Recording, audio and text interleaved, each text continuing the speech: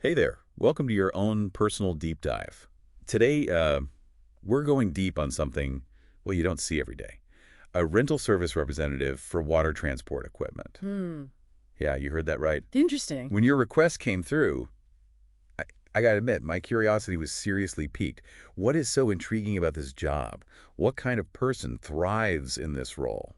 Luckily, we've got a stack of info from RoleCatcher, which seems like the place to go for all things career-related. Yeah, they're great. And we're going to break it all down for you. It's not every day someone requests a deep dive into a niche like this, so, it's going to be interesting. Right. Okay, so first things first.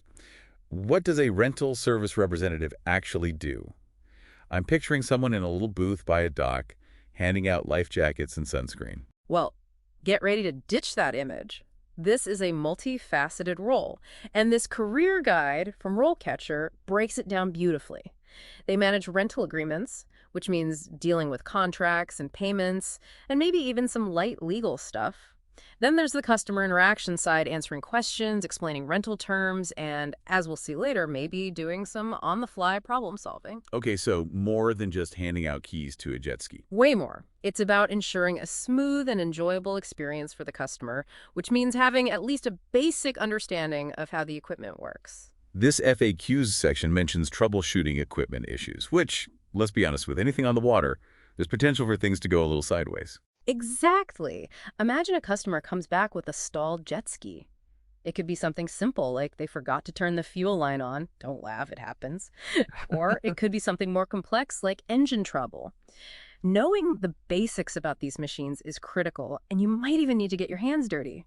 Huh. This isn't just an office gig. It seems there's a good amount of hands-on work involved. Hold on, wait so much for my cozy office by the Marina Daydream. Now I'm imagining someone knee-deep in a jet ski engine compartment trying to diagnose a problem while a frustrated customer waits. Talk about pressure. And speaking of pressure, this whole pros and cons section really stood out to me. Flexible hours, that's fantastic. But then irregular income, what's the deal with that? That's where things get really interesting. It seems the flexibility of this role often comes with a trade-off. Think about it. Water transport equipment rentals are likely seasonal. You'll have your busy periods where everyone wants to be out on the water. And then things probably slow down significantly in the off-season. The guide doesn't get into specifics, but that could mean fluctuating paychecks or being heavily reliant on performance-based bonuses. So 1 month you're rolling in it, the next you're carefully rationing your snack budget? Ah, I see how that could be a deal breaker for some. okay. Okay, so we've established that this job is not for the faint of heart. Hmm. You've got to be ready for anything from mechanical mishaps to fluctuating finances. Yeah, you really do. But what about the skills themselves? I mean, I'm guessing most folks don't just waltz in with a PhD in outboard motors and a black belt in customer service. Right. What does it really take to excel in this role?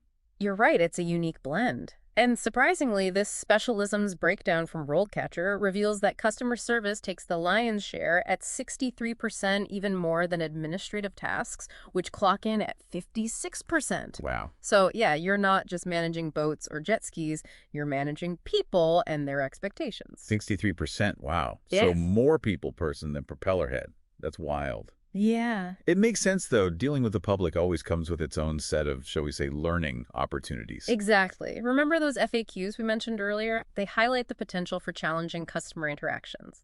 Imagine someone rents a boat for a day trip, forgets to fuel it up another classic, and blames you for ruining their afternoon. Or picture this. You have to explain to an excited but inexperienced renter that, no, they can't take a jet ski out in a thunderstorm, even if they promised their kids. Oh, man, I can see the headlines now. Rental rep Russell's jet ski from thunderstorm-obsessed tourist.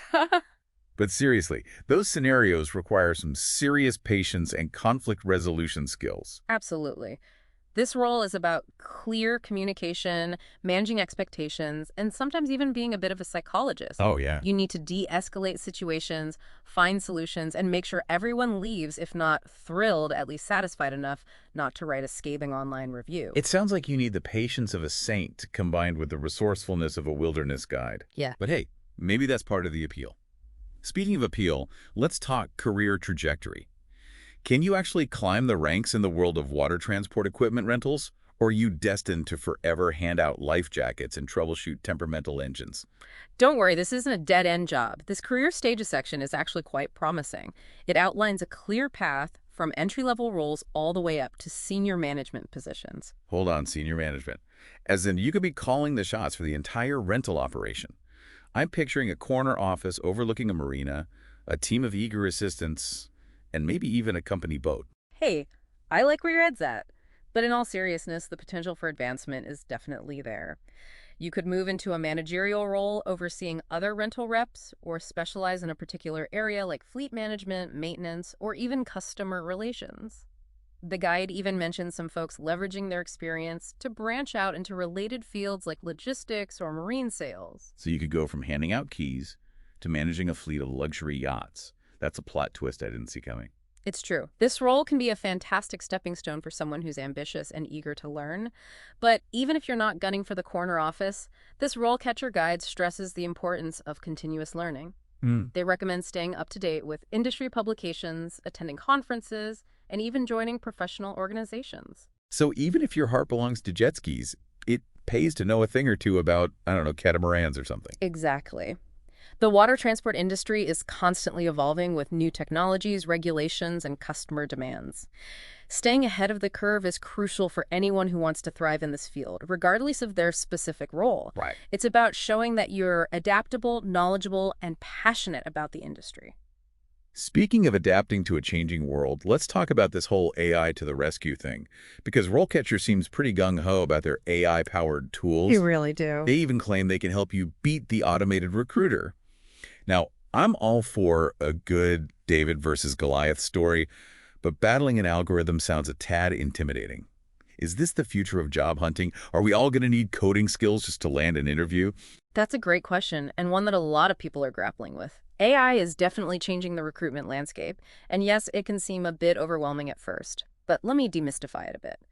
When we talk about beating the automated recruiter, we're essentially talking about understanding how algorithms work and using that knowledge to your advantage. So after diving deep into this world of water transport equipment rentals, we've uncovered a role that's, well, far more than meets the eye. It's a dynamic blend of customer service, technical know-how, and even a dash of digital strategy. Yeah, it's really quite something. But the big question is, what does all of this mean for you? That's the heart of it, isn't it? We've laid out the landscape, explored the challenges and opportunities, and even peeked behind the digital curtain of modern recruiting. Now it's time for you to chart your own course. So, thinking back on everything we've uncovered, do you feel more drawn to this career path or less so? What do you think? Maybe you're intrigued by the blend of hands-on work and customer interaction, or perhaps the potential for flexible hours and career growth really resonates with you. Yeah. On the other hand, maybe the thought of fluctuating income or dealing with challenging customers gives you pause. And hey, that's totally okay. There's no right or wrong answer here. What matters is that you now have a much clearer picture of what this job entails beyond the surface level job title. Exactly. This deep dive was all about empowering you with the knowledge to make an informed decision. Right. And remember, this RoleCatcher material is just the tip of the iceberg. They've got tons of resources, links to industry associations, interview guides, even a breakdown of transferable skills. It's like a treasure map. You've got the lay of the land, now go forth and explore. Seriously, though, if you're genuinely interested in this field, I highly encourage you to check out those additional resources. They're really valuable. And as you continue your exploration, remember this.